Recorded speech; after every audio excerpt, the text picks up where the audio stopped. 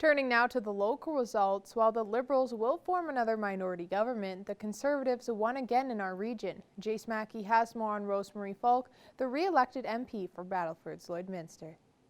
Thank you for once again putting your trust in me to be your Member of Parliament. Rosemary Falk is heading back to Ottawa to represent the riding of Battleford's Lloydminster. While her election night celebrations look different this year due to COVID-19, the results were not that different. With 99% of polls reporting, Falk is expected to win with 69% of the vote, compared to the 78% she picked up in 2019. Falk congratulated her opponents on a hard-fought campaign. It takes hard work, conviction, and commitment to service to put your name on a ballot. And our democracy is only strengthened by greater participation in the democratic process. The biggest movement in the numbers went to the parties positioning themselves to the right of the Conservatives. Ken Rutherford from the upstart Maverick Party placed third with 7%, and the People's Party candidate placed fourth with 6%, compared to the just under 2% the party picked up in the last election. Falk says the economy was a big issue for voters she spoke with while door knocking. They are worried about the growing affordability crisis and the impact of debt on future generations. And rightfully, they are looking to restore competence, transparency, and accountability in government. Falk admits while the electoral results nationwide wasn't what she had hoped for, she's ready to get to work in opposition. I am still headed to Ottawa to fight to secure your future. For Primetime Local News, I'm Jace Mackey. The Conservatives also won again in the Lakeland riding, with Shannon Stubbs being re-elected for her third term in Parliament with close to 70% of the vote. One of the starting points for Shannon Stubbs' political career was in the 2004 Alberta provincial election, where she ran under the Progressive Conservatives. She first ran to become a Member of Parliament in the 2015 federal election, where she won the re-established Lakeland riding. Stubbs was assigned as the official opposition critic for public safety and emergency preparedness by Conservative leader Erin O'Toole. In a statement released to the media, Stubbs expressed her thoughts on the re-elected Liberal minority government. Well, I'm frustrated with the results federally, but I want to thank the people of Lakeland for putting their trust in me once again to keep fighting for our values and our communities in Ottawa. I never take it for granted. Since being elected in 2015, I've door-knocked throughout the 52 towns and visited the 9 First Nations and Métis communities across Lakeland every single summer. My volunteers and I knocked on almost 10,000 doors and traveled almost 7,000 kilometers across Lakeland in the past 36 days alone. With 99% of the polls reporting, over 35,000 votes were cast for Stubbs, and she received 69% of the vote, which is down from the 2019 election, where she received close to 84% of the vote. Second in the riding this year was Anne McCormick of the People's Party of Canada with 11% of the vote, and third was NDP candidate Des Bissonnette with 10.8%. Even though voter turnout was down in the riding this year, Stubbs is looking forward to representing all her constituents in Ottawa. I'm so grateful to the volunteers and supporters who helped put out signs and deliver pamphlets and donated generously so that we could run our campaign in every part of our large rural riding. My number one focus is always to represent my constituents, unapologetically and at every opportunity. I will keep working to advocate for Lakeland and for Alberta. Jasmine King, Primetime Local News. Another riding with the Conservative Party winner is Battle River Crowfoot. Damien Carrick was re-elected, and we spoke with him on his plans going forward. I'm joined here today with Damien Carrick, the elected candidate for the Conservative Party for Battle River Crowfoot. Thank you so much for joining us today. Thank you very much, Shelby. It is great to be with you. Why do you think the electors supported you in this election? You know, it's certainly been an honor over the last couple of years to represent the people of Battle River Crowfoot. And, as I traveled around over the last 5 or 6 weeks, I simply made the case, standing on my record and continuing talking about the things that I've talked a lot about over the last couple of years. Things like the need for good governance, accountability in our capital, responsive democratic institutions, making sure that that Parliament actually works for the people, and then also ensuring that there's a strong rural voice from rural Alberta in our capital at a time when there are specific concerns that affect rural a lot. We need to make sure those voices are there. And over the last couple of years, I've worked hard to make sure that's the case. And it certainly has been an honor to have received a strong mandate again to go forward and keep being that voice. And what's your reaction from seeing how many votes you receive compared to the other parties? Yeah, it's encouraging, to have that kind of mandate, to be able to go up and stand in the House of Commons, to be able to go to committee, to be able to speak to colleagues, officials, whatever the case is, and to say, look, at the people from Battle River Crowfoot have spoken, and they've spoken clearly. And it gives the ability to make sure that this region has that strong representation, especially at a time when there are unique challenges that rural faces, whether it be agriculture, whether it be the energy industry.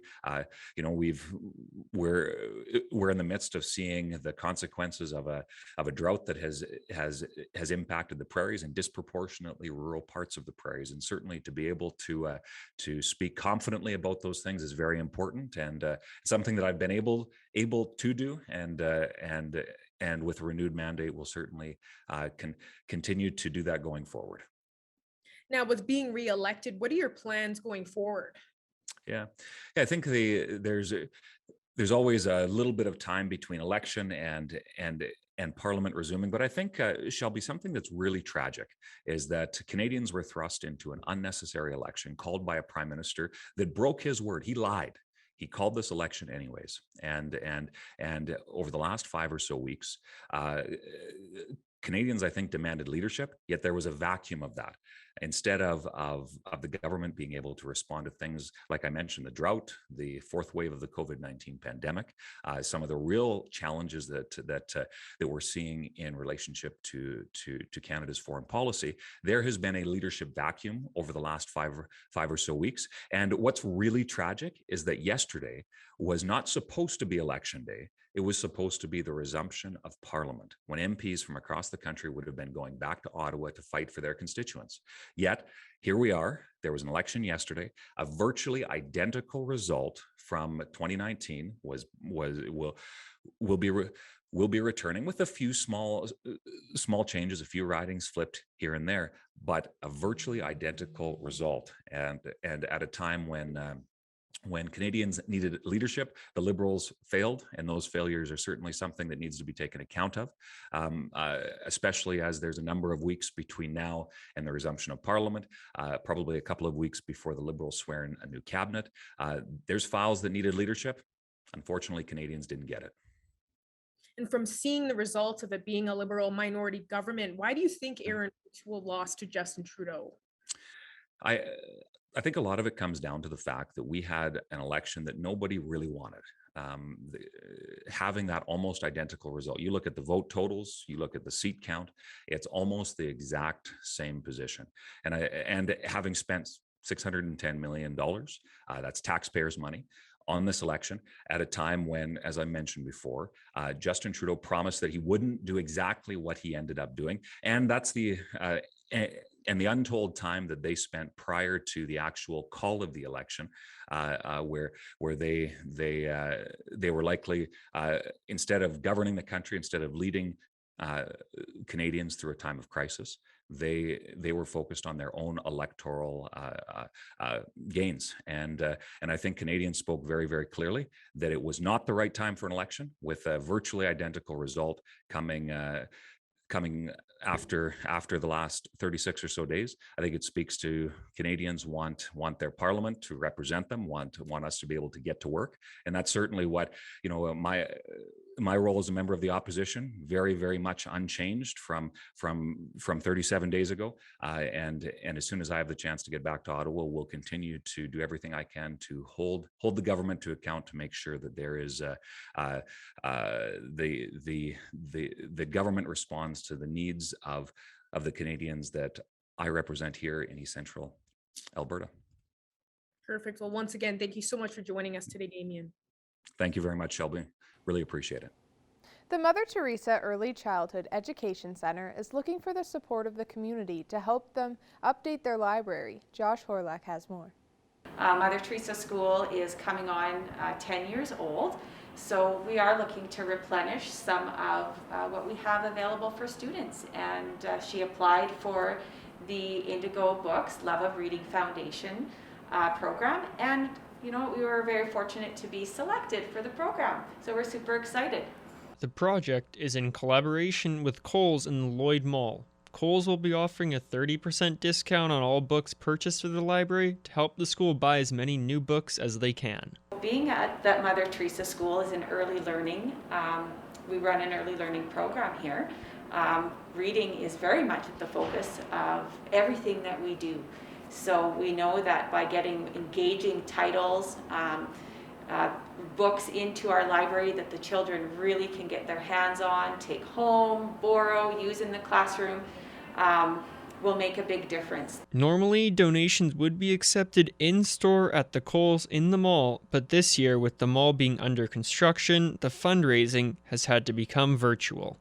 Because we're looking for support through online donations. So the link for that can be found on the Mother Teresa Facebook page. It can also be found on the Lloyd Mall Facebook page as well. So if anybody in the community is looking to support our library, that's kind of where to go and how to do it. The fundraiser runs until October 3rd. The goal is to raise $1,890. With that money, Mother Teresa would have enough to buy a new book for each student in the school. Josh Howrlack, Primetime Local News. Now Shelby Clark will take a first look at your Tuesday weather.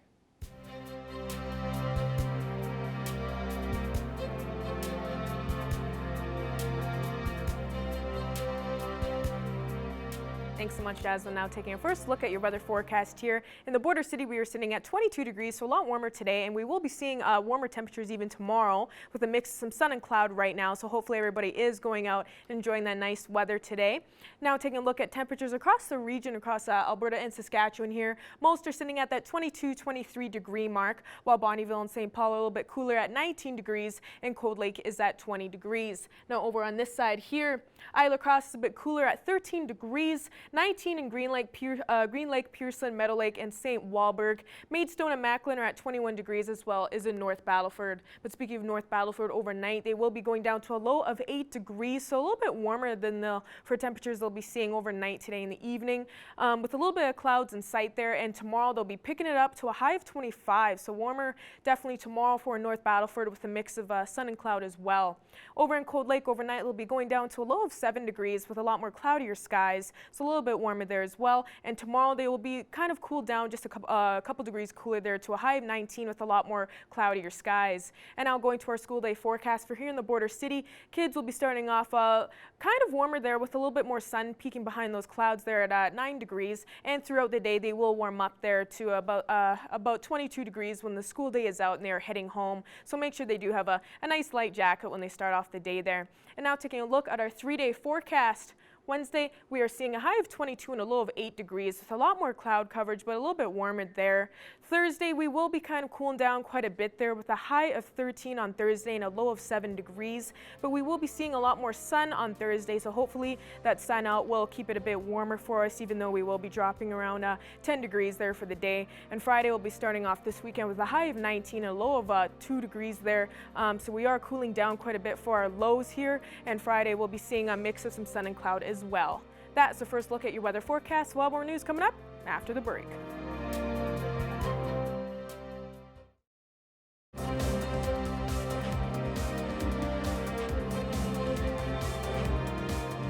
Welcome back.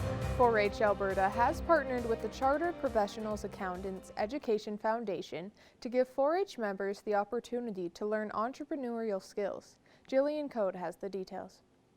Today, I'm joined by Bianca Von Nagy. She is the Director of Business Development with Alberta 4-H. Today, we're talking about a new type of 4-H that was just introduced this year. It's essentially entrepreneurship 4-H. Bianca, what can you tell me about how this program came to life? We came up with the Trailblazers program. It was originally a pilot, so they doubled the investment for this year. Originally, it was a pilot, and we wanted to figure out a way of teaching youth, as you may know, to become those business leaders, those entrepreneurs, like uncover that entrepreneur in you. What does it take? What do you need to know? And we had a CPA den where, the participants of the pilot then presented on their project or the product, and then received, constructive feedback and what can you do? And it ranged in ages from the little ones, they were maybe 9, maybe 8, all the way up to 18, 19.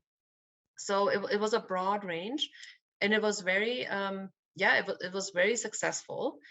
So we did, a review. We kind of evaluated what could we do differently, how could we grow it. And Suzanne Stone, who's our chief development officer, or chief programming officer, sorry, she said, okay, well, why don't we make it a project? And people can sign up from across the province, and they get the materials, and they can really learn about it. And it's going to roll out in several modules.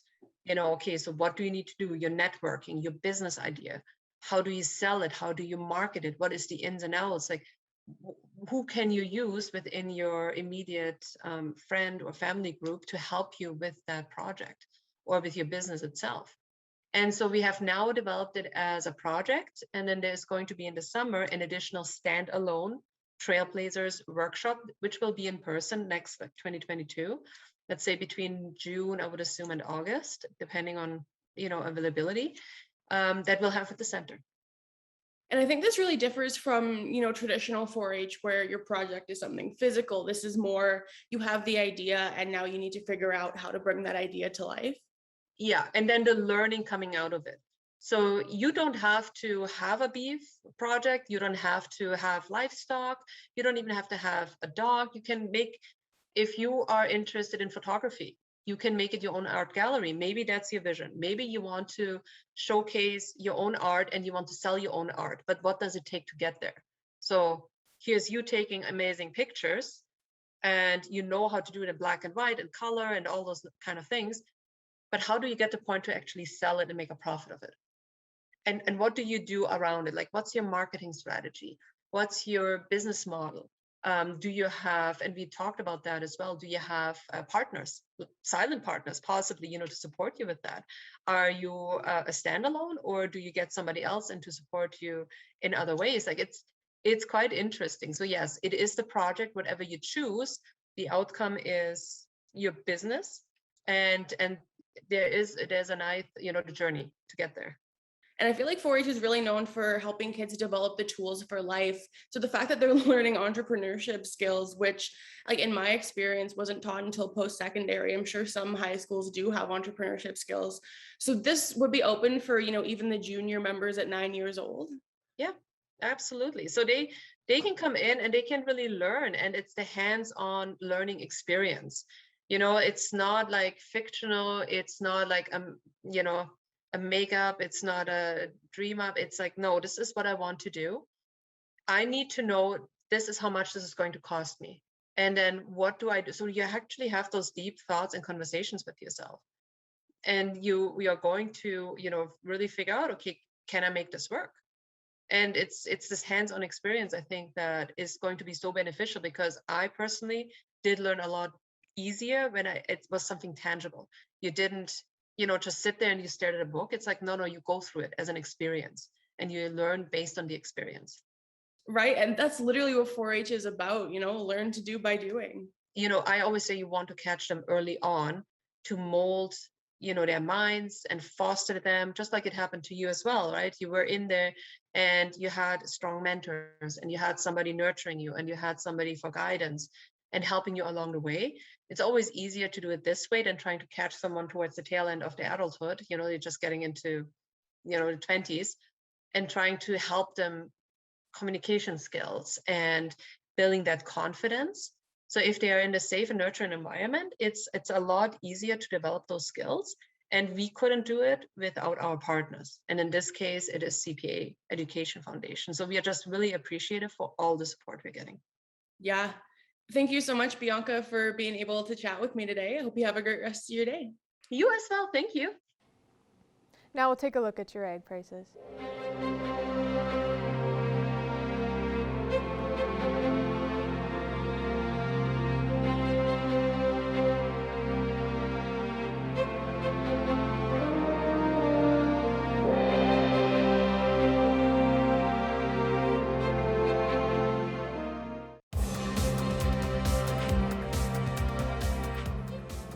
The Wheatland Football League kicked off regular season action this past Friday. Holy Rosary and Lloyd Comp took to the gridiron for an exciting first matchup. Evan Kenny reports. The Holy Rosary Raiders continued their successful start to the 2021 season. In the crosstown matchup, it was Holy Rosary's offense that shined. Hey, spreading the ball around, our running backs are running hard, fullbacks blocking hard. And our quarterback, he sits back there. He's got all kinds of protection. The O-line's doing a great job, and he's reading defenses and he's finding holes. The Raiders were up 35-7 at the half and finished the game up 56-7. Raiders running back Cale Mavridis didn't just carry the ball; he also carried the offense.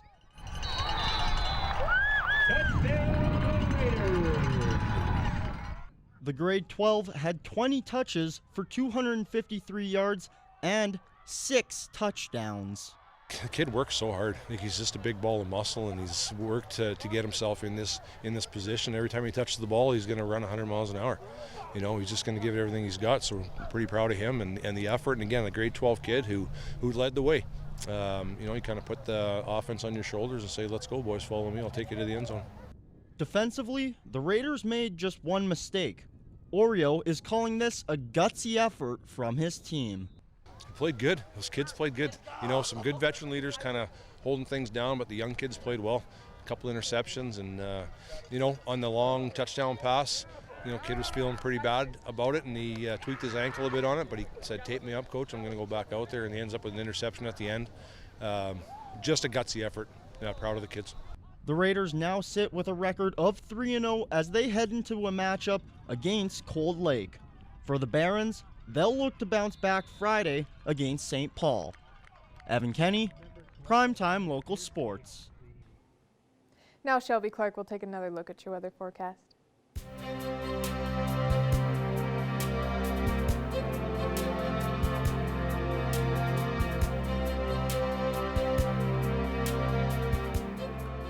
Thanks so much, Jasmine. Now taking another look at your weather forecast here, we'll be starting off with taking a look at temperatures across central Alberta and Saskatchewan here. 19 in Whitecourt, Rocky Mountain House is at 22 degrees. Jasper is a bit cooler there at 16. Athabasca and Edmonton are as well at 22 degrees, and Red Deer is the warmest, sitting at that 24-degree mark. Over on this end here, Meadow Lake is at 20 degrees, while the rest are sitting at 21, and Saskatoon is a degree warmer there at 22 degrees. And now as we take a look at our northern region of the provinces, over on this end here, a little bit cooler there for temperatures. Uranium City and Stony Rapids are at 10 and 12 degrees. Wollaston Lake is at 11. South End is seeing that 14-degree mark, and Flin Flon is at 15, while the rest there are at 16 degrees. Over on this side here, a little bit warmer there, while 19 degrees in Grand Prairie, Peace River, and Fort McMurray. Slave Lake is at 17 degrees, Fort Chipewyan at 14, and High Level is seeing 19 degrees. And as we switch over to our southern region of the provinces here, a bit warmer there in mid-20s in most spots here. Lethbridge and Calgary at 23 degrees. Coronation is at 24, and Medicine Hat is a bit warmer at 25, while Banff is the coolest there at that 17-degree mark. 22 in Kindersley there, and Yorkton is at 19. Swift Current is at 20 degrees, and the rest are sitting at 21 degrees. And now as we take a look back across the region here at temperatures overnight, we are seeing a bit warmer temperatures for the evening across the region here, while Meadow Lake will be seeing a low of 6 degrees, as well as in Paradise Hill and Murnum. Isla Cross will be seeing the warmest there with a low of 9 degrees. Pearslyn, Wainwright, and Provost will be seeing a low of 7 degrees, and Bonnyville and Unity will be seeing a low of 8 degrees overnight. But all places will be seeing a lot more cloudier skies tonight, and tomorrow they will be warming it back up. Now looking at temperatures tomorrow, as I was saying, across the region we will be warming up there. Down in the bottom there will be around places like Maidstone, Macklin, and Provost. North Battleford will be seeing around 24 and 25, the warmest there on the map here. And up there in Alacabish and Isla Cross, we'll be seeing the coolest temperatures there at 18 degrees, and Edmonton will be seeing that 17-degree mark tomorrow. And now taking a look at our 7-day forecast for here in the border city. Wednesday we'll be seeing a nice warm temperature with a high of 22, but we will be seeing cloudier skies. Thursday we will be dropping down to a high of 13 degrees on Thursday, but hopefully that sun sun will save it there and keep it a bit warmer compared to what we're seeing for the temperature. Friday will be starting off this weekend with a high of 19 with a lot more cloud coverage. Saturday we'll see a high of 21, so a lot warmer on Saturday. So enjoy that nice weekend there as we're heading into the fall season where we will be cooling down a bit. Sunday we'll be ending off this weekend with a high of 18 with a little bit less sun there. And Monday we'll be starting off next week with a high chance of some precipitation there on Monday with a high of 20, and Tuesday we'll see a high of 21. That is another look at your weather forecast. We'll have more news coming up after the break.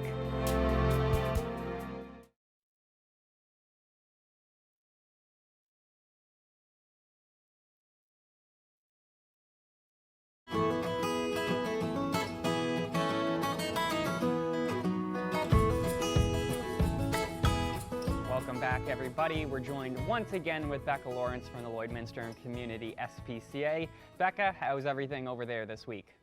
We're doing really good over here. How are you doing? Everything's great over here. Thank you so much for asking.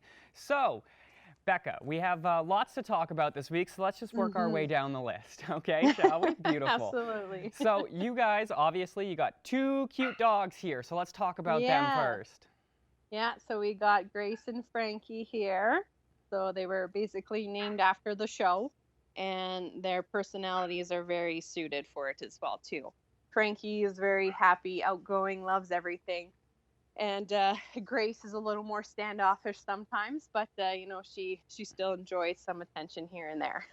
Well, they both really seem like sweet dogs. When we were chatting off camera there, I know Grace was kind of lazing around, having a little nap, and Frankie was trying to get hugs and kisses from you. So, you know, they seem like a very wonderful pair. So, obviously, if anybody out there wants to stop in and meet Grace and Frankie, you know, please certainly stop by.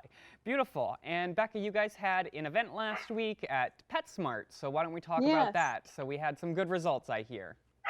Yeah, we were there on Friday and Saturday, and Friday was a little bit slower. Normally the first day always is, but after I left, we do leave the cats there overnight, and one of them did get adopted after I left, so it was still great. And then the next day, we adopted out 2 more kittens and a puppy. So we had a really good weekend in that aspect. And then even here at the shelter, we had 3 other dogs find their homes as well, too. So overall, it was a fantastic weekend. Well, that's really great to hear. So obviously you guys made some room, and quite a few people in the border city got to make a furry friend this weekend. So good all overall for everyone. Beautiful. And just a real quick mention, I know I brought it up every week since we talked about it, but I'm just so excited about it. The Domino's fundraiser. You guys still have lots of coupons left, correct? Yes, we still have tons left. So if you want one, come and get one. Absolutely. Or a bunch if you want. Yes, of course. No reason why you need to stop at one. Like I said, That's right. Every week since then, it's a great deal, and you honestly should get in on it while you have an opportunity. And Becca, so you guys have a couple events coming up here in the next month or 2 that all really sound exciting. So you were mentioning, before we got on camera here, Slay the Night, that you guys are going to be involved in that this year, which is super exciting. Yeah, we're all really excited here. So that's something new, and you know, it just we're honored to be you know, part of their show this year. And yeah, like I said, it's exciting. It's something new that we've never done before, so we're really all quite excited for it. And then also this next weekend, I believe, is Pumpkin Fest, and we will be hanging out with Dawn Interiors and potentially bringing some kittens and maybe, you know, putting them up for adoption there as well too. Again, weather permitting, just in case it's a little bit too chilly for them, we'll definitely have all of our available animals in a book on site, so you can check them out and see them there. Wonderful. That sounds great. So everybody go and mark your cameras. You know, Pumpkin Fest next weekend, Slay the Night is next month. Make sure that you're scheduling your schedule open for then. Perfect. And just one thing before we go, Becca, is we talked about it last week again, but you guys have had such an influx of kittens that you're kind of running low on kitten food right now. So why don't we chat a little bit about that? Yeah, they're flying through it. Those little things like to grow. So, so yeah, we're, you know, finally, really, since, you know, the last year, we've had so much donated to us. But yeah, like I said, like you said as well too, we have just had so many kittens come in that they're going through it quite quickly. So yeah, wet food is a big one that we are in need of right now, and kitten dry food as well too. So really any type is fine. I know Whiskas is a little bit touch and go right now, but you know, that Purina kitten chow, anything that's kitten wise is great for us. Well, there you go, everybody. If you really want a good deed to do this week, I think that's the one. Obviously, the kittens will appreciate it so much, as will everybody at the SPCA. Oh, looking so sweet over there. Well, that's unfortunately all the time we have, Becca, but I want to thank Frankie. I want to thank Gracie over there. I want to thank you for stopping by and chatting with us. I want to thank the viewers. And obviously, we'll speak with you again next week, Becca. Thank you so much. Absolutely. See you next week.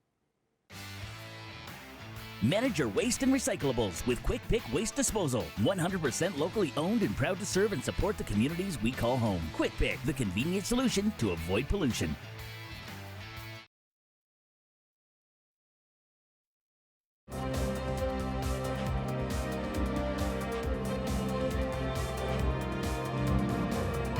Today on Primetime Local News, I am chatting with award-winning young adult author Marie Powell. Thanks so much for doing this, Marie. Thanks. I'm happy to be here. So before we really get going here, could you just tell our viewers a little bit about yourself, maybe about your background as well as your previous works? Oh, sure. Well, I'm an author, very grateful to live on Treaty 4 territory here in Regina, Saskatchewan. And my new series is medieval fantasy. It's Last of the Gifted is the name of the series. And I have more than 40 children's books published by traditional publishers like Scholastic Education and Amicus and Learner, others, you know. But this new medieval fantasy series, I had published by Wood Dragon Books here in Saskatchewan with support from Creative Saskatchewan. And I would say it's really my heart project in a sense. You know, it's based on a little bit of family lore, a whole lot of research, and and some travels that I took to Wales. And I think that's basically enough maybe about me. I write short stories and poetry, and I write nonfiction as well. But I really do think that Last of the Gifted is my heart project. And so you're here to talk about the audiobook release of your fantasy adventure novel, Spirit Sight. Could you provide a little bit of a synopsis of the book? I would love to. Yeah. So it's set in 13th century Wales, and it's a medieval fantasy about two siblings who pledge their magical abilities to protect their people from the invading English army, with a little help from the last true Prince of Wales after his murder. Hugh is a warrior in training with a special ability to control the minds of birds and animals, and his sister Catherine can see the future in a drop of water. In Spirit Sight, the first book, Hugh uses his gifts to spy for the last true Prince of Wales. But when the prince is ruthlessly murdered, the prince's spirit melds with Hugh's, and that helps Hugh in fighting back against the English. His sister Catherine, who can see the future in the drop of water, she carries the story into 1283 in Water Sight. And her gift is really becomes the only hope of finding three relics that would hopefully rally the Welsh. And but she can only do that if she can outwit the English lord who wants to use her gifts to capture the would-be Prince of Wales, Llewellyn's brother, David. And Hugh is on the run with David and the dwindling Welsh army, and when they're betrayed, Hugh's gift actually threatens his humanity. So with her brother trapped in his magic and her betrothed in an English jail, Catherine faces an impossible choice: save her brother or save the one she loves. And Spirit Sight actually won bronze at the Moonbeam Children's Book Awards. So I wanted to ask you about that honor. Maybe where were you when you found out, and what does the award mean to you? Well, you know, with COVID, it's a little different. Often with the Moonbeam, people get to go to a big, gala in the States and all that and get their award, but that hasn't happened because of COVID. I don't know if it will or not with our year. So basically, it was an email. We found out by email that we got, but the award is kind of gorgeous. It's a big bronze medallion, and it's actually quite like I thought. Oh yeah, but it's actually quite heavy, so it's kind of cool.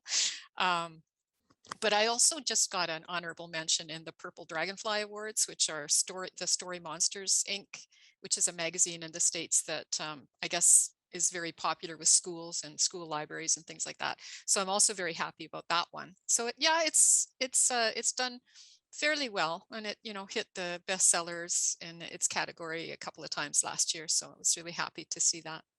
Then I also just wanted to ask, what else do you have going on right now? Are you working on something? What's new with Marie Powell? Yeah, sure. Well, I'm writing a spin-off series from this, taking them into the after the invasion of Wales, and carrying that forward a little bit further with some of the characters in the books, and also working on a paranormal contemporary young adult novel now. So kind of happy to see that happening as well. So yeah, busy. Always busy, right? And now taking a final look at our 7-day forecast here as we go through the night into Wednesday here with a high of 22 with a lot more cloudier skies. Thursday we'll see a high of 13 with a lot more sunnier skies, so hopefully it's warm with that sun. Friday for the weekend we'll start off with a high of 19, 21 on Saturday, so a little bit warmer this weekend, and ending off the weekend we'll see a high of 19 and seeing moderately warm temperatures through next week with a start of 20 on Monday and 21 on Tuesday. Thank you for joining us on Primetime Local News, and have a great rest of your night.